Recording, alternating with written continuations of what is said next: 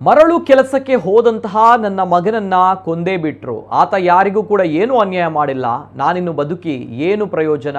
ನನಗೂ ಕೂಡ ಹುಷಾರಿಲ್ಲ, ನನ್ನ ಹೆಂಡತಿಗೂ ಕೂಡ ಹುಷಾರಿಲ್ಲ. ನಮಗೆ ಇನ್ನು ಯಾರೂ ಗತಿ ಇಲ್ಲ.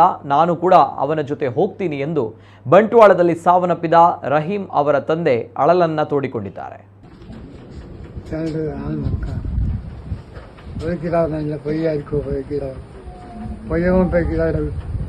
ಇನ್ನು ಹಾಕಿದಾರೆ ಕೊತ್ತಿಟ್ಬಿಟ್ಟು ಬಿಟ್ರ ನನ್ನ ಕಿಲೋ ನಕ್ಕಲಿಗೆ ಬಂಗಾರ ಬತ್ತು ಕಿಲೋ ನನ್ನ ಕಿಲೋ ಮಗನ ಹಿಂಗೆಲ್ಲ ಅದು ಕೊಲ್ಲಲ್ಲ ಅದೇ ಮಗನ ಹಾಕಿದ್ರೆ ಅದು ಕೊಲ್ಲಲ್ಲ. ನಾನು ಇನ್ನು ನಿಲ್ಲಿಸಲ್ಲ ನಾನು ನಿಂಗೆ ನಾನು ಪೋಂಡ ಕಿಲೋ ರೊಟ್ಟಿ ನಾನು ಪೋಂಡ ನಕ್ಕೀಗ ನಾನು ನನ್ನ ನೋಡ್ತಿದ್ದು ಎಲ್ಲ ನನ್ನ ನಾನು ಸರಲ್ಲ ಬೆಂಜೂ ಸರಲ್ಲ ಕೆತ್ತ ಬಚ್ಚಲ್ಲ ಆಗ ನನ್ನ ಕಿಲೋ ನಾನು ಇನ್ನೊಬ್ಬರು ಗತಿಯಿಲ್ಲ, నాకు ಬೇರೆ ಗತಿಯಿಲ್ಲ. అక్కడైతే ఇప్పుడు పాదీలు ఉండదు ఆది ఆప్షన్కి అగా ఉన్నా ఇప్పుడు పాది ఆగిపోయి బాధ ముజిగంటే పోతుంది బాధ తినపోతే బాధ అయింది. ఇంకా కూడ్ల తనకే అవుతున్నాయి బాధ ಎಲ್ಲ ಬಾಧ ಕೂಡ್ಲ ತನಕ ಆಗ್ತದೆ. ಕೇರಳಿ ಇನ್ನು ಒಬ್ಬರಿಗೂ ಕೆಟ್ಟದನ್ನ ಬಯಸದ ಮಗುವನ್ನ ಈ ರೀತಿ ಕೊಂದು ಹಾಕಿದ್ದಾರೆ. 1 ವರ್ಷ ಮತ್ತು 2 ವರ್ಷದ ಪುಟ್ಟ 2 ಮಕ್ಕಳಿದ್ದು ಇನ್ನು ಆ ಮಕ್ಕಳಿಗೆ ಯಾರು ಗತಿ?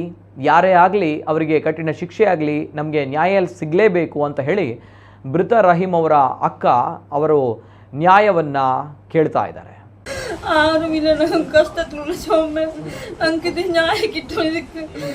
ಇದಕ್ಕೆ ಅಂಗത്തിൽ കാട്ടും ചുമ കഷ്ടത്തിലുള്ള ഞങ്ങൾക്ക് ആരുമില്ല. സഹായ ഞങ്ങൾക്ക് 26 മാസം കെട്ടിയാൽ കൊന്നവർക്ക് ശിക്ഷ കിട്ടണം. ആരെ കൊന്ന അവർക്ക് അത് കിട്ടണമെന്ന് പറഞ്ഞു.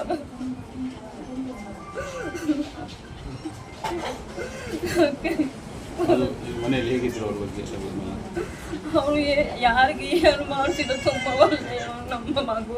ಅಂಥ ಮಗುವೇ ಅಲ್ಲ, ಎಲ್ಲರಿಗೆ ಒಳ್ಳೆಯದೇ ಮಾಡಿ ಕೆಟ್ಟದ್ದು ಮಾಡಿದೆ. ಅಂಥ ಮಗುವನ್ನು ಹೀಗೆ ಮಾಡಿದರೆ ಅವರಿಗೆ ಶಿಕ್ಷೆ ಆಗಬೇಕು, ಶಿಕ್ಷೆ ಆಗಲೇಬೇಕು. ಅವ್ರನ್ನ ಬಿಡಬಾರದು. ಯಾರಾದರೂ ನಮಗೆ ನ್ಯಾಯ ಸಿಗಲೇಬೇಕು. ಯಾರಾದರೂ ಆಗಲಿ ಅವ್ರಿಗೆ ಸಿಗಲೇಬೇಕು, ನಮಗೆ ನ್ಯಾಯ ಸಿಗಬೇಕು. ಅವರಿಗೆ ಎಷ್ಟು ಮಕ್ಕಳಿದ್ದಾರೆ? 2 ಮಕ್ಕಳು, ಚಿಕ್ಕ ಮಕ್ಕಳು, 1 ವರ್ಷ 2 ವರ್ಷ ಚಿಕ್ಕ ಮಕ್ಕಳು. ನಮಗೆ ಯಾರು ಇಲ್ಲ, ಅವನು ನಮಗೆಲ್ಲರಿಗೆ ಆಗಿದ್ದು. ಆತ 2 ಮನೆಯವರಿಗೆ ಆಧಾರವಾಗಿದ್ದ. ತುಂಬಾ ಬಡ ಮನೆಯ ಹೆಣ್ಣು ಮಗಳೊಬ್ಬಳನ್ನ ಮದುವೆಯಾಗಿದ್ದ.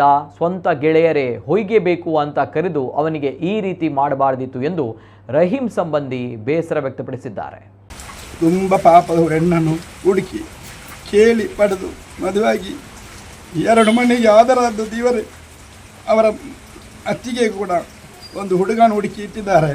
ಇವರೇ ಅದಕ್ಕೆಲ್ಲ ರೆಡಿಯಾಗಿದ್ದು ಮನೆ ಕೂಡ ಅವರಿಂದಲೇ ಅದು ಕೆಲಸ ಆಗಬೇಕಿತ್ತು. ಸ್ವಂತ ಗೆಳೆಯರೇ ಕರೆದು ಒಯ್ಯಬೇಕಂತ ಹೇಳಿ ನಿನ್ನೆ ಮಧ್ಯಾಹ್ನ ಅವನು ಈ ರೀತಿ ಮಾಡಿದ್ದಾರೆ. ಅವರ ಫ್ಯಾಮಿಲಿಯಲ್ಲಿ ಫಂಕ್ಷನ್ ಹೋಗುವಂತೆಲ್ಲ ಡ್ರೆಸ್ ಮಾಡಿ ಹೆಂಡತಿ ಮಕ್ಕಳನ್ನು ಕಳಿಸಿ ಇವರು ಹೊರಡಿದ್ರು. ಅಲ್ಲಿಗೆ ಫೋನ್ ಬಂತೇಳಿ ಹೇಳಿ ಅವರನ್ನು ಅಲ್ಲಿ ಕಳಿಸಿ ಇವರಲ್ಲಿಗೆ ಹೋಗಿದ್ದಾರೆ. ಈ ರೀತಿ ಮಾಡಿದ್ದಾರೆ. ಹೀಗೆ ಆದರೆ ನಾವು ಹೇಗೆ ಬದುಕಬೇಕು? ಇವರಲ್ಲಿ ಹಗಲಲ್ಲಿ 3 ಗಂಟೆಗೆ ಇಂಥ ರೀತಿಯಲ್ಲಿ ಕೊಲೆ ಮಾಡಿದರೆ ನಾವು ಹೇಗೆ ಹೋಗಬೇಕು? ನಮ್ಮ ಮಕ್ಕಳನ್ನು ಹೇಗೆ ಮದ್ರಸೆ ಕಳಿಸಬೇಕು? ನಮ್ಮ ಹೆಂಗಸರು ಹೇಗೆ ಹೊರಗೆ ಹೋಗಬೇಕು? ಇದಕ್ಕೆ ಬೇಕಾದ ಕಠಿಣವಾದ ಶಿಕ್ಷೆಯನ್ನು ಇದಕ್ಕೆ ಯಾರೆಲ್ಲ ಪ್ರೇರಣೆ ಮಾಡಿದ್ದಾರೆ ಅವರಿಗೆ ಮಾಡಿಕೊಡಬೇಕು. ನಮ್ಮ ಈ ಸರ್ಕಾರ ನಮಗೆ ಭರವಸೆ ಇರುವುದು. ನಮ್ಮ ಸರ್ಕಾರದಲ್ಲಿ ನಮ್ಮ ಪೊಲೀಸವರಲ್ಲಿ ನಮಗೆ ತುಂಬ ಭರವಸೆ ಇದೆ. ನಮ್ಮ ಇಂಡಿಯಾದ ಕಾನೂನು ನಾವು ಅದನ್ನು ಪಾಲಿಸ್ತಾ ಇದ್ದೇವೆ. ನಾವು ಇಷ್ಟರ ತನಕ ಯಾವುದೇ ಒಂದು ಹಿತಘಟನೆಗೆ ನಾವು ಕೈ ಹಾಕಲಿಲ್ಲ. ಸೌಮ್ಯವಾಗಿ ನಮ್ಮ ಈ ದಫನವನ್ನು ಮಾಡಿ ನಾವು ತುಂಬ ಮನೆಗೆ ಬಂದು ಮಾಡಿದ್ದೇವೆ. ಸಣ್ಣ 2 ಮಕ್ಕಳಿದ್ದಾರೆ. ಈ ಮಕ್ಕಳಿಗೆ ಕಲಿಸಬೇಕು. ಈ ಮಕ್ಕಳ ಎಲ್ಲ ಕೆಲಸವನ್ನು ಇವರ ಕೈಯಿಂದಲೇ ಆಗಬೇಕು. ಮುದುಕರಾದ ತಂದೆ ತಾಯಿ ಇರೋದು. ಕಳೆದ ಕೊರೋನಾ ಸಮಯದಲ್ಲಿ ತಾಯಿ ಮರಣಹೊಂದಲಿಕ್ಕೆ ರೆಡಿಯಾಗಿದ್ದು ಇವರಿಂದಲೇ ಆಗಿದೆ. ಅವರು ಬದುಕಿದ್ದು ತುಂಬ ಕಷ್ಟದಲ್ಲಿ, ತುಂಬ ಇದರಲ್ಲಿ ಎಲ್ಲ ಊರಿಗೆ ಉಪಕಾರಿಯಾಗಿದ್ದಾರೆ. ಹೊಯ್ಗೆ ಕೂಡ ಅವರು ಫ್ರೀಯಾಗಿ ಹಾಕುತ್ತಿದ್ದರು ಪಾಪದವರಿಗೆ. ಮಸೀದಿಯಲ್ಲಿ ಕಾರ್ಯದರ್ಶಿಯಾಗಿ ತುಂಬ ಕೆಲಸ ಮಾಡಿ ಉಸ್ತಾದವರಿಗೆ ಎಲ್ಲರಿಗೂ ಉತ್ತಮವಾಗಿ ಕೆಲಸ ಮಾಡಿ ಇವರು ನಮ್ಮ ಊರಿಗೆ ಹೆಸರನ್ನು ತಂದಿದ್ದಾರೆ. ಇವರು ಅಬ್ದುಲ್ ರಹೀಮ್ ಅವರಿಗೆ ನ್ಯಾಯ ದೊರಕಿಸಿಕೊಡಬೇಕು ನೀವು ನಮಗೆ ಇದಕ್ಕೆ ತಕ್ಕ ಯಾರೆಲ್ಲ ಪ್ರೇರಣೆ ಮಾಡಿದಾರ ಅವರನ್ನು ತಕ್ಷಣವೇ ಬಂಧಿಸಬೇಕು. ಇದು ಮೊಸಳೆ ಕಣ್ಣೀರು ಉಳಿಸಿದಾಗೆ ನಿನ್ನೊಬ್ಬರನ್ನು ಬಂಧಿಸಿ ಅರ್ಧ ಗಂಟೆಯಲ್ಲಿ ಬಿಡುಗಡೆ ಮಾಡಿದ್ದಾರೆ. ಹೀಗೆ ಮಾಡಿದರೆ ನಮಗೆ ಆಗಲಿಕ್ಕಿಲ್ಲ. ನಾವು ಹೇಗೆ ಈ ಊರಲ್ಲಿ ನಾವು ಬದುಕಬೇಕು, ನಮ್ಮ ಇಂಡಿಯಾದಲ್ಲಿ ನಮ್ಮ ಈ ಹೇಗೆ ಬದುಕಬೇಕಂತ ನೀವೇ ಇದಕ್ಕೆ ಪರಿಹಾರ ಅನ್ನು ಹೇಳಬೇಕಂತ ಹೇಳಿ ನಾನು ನಿಮ್ಮಲ್ಲಿ ವಿನಂತಿಸುತ್ತಿದ್ದೇನೆ.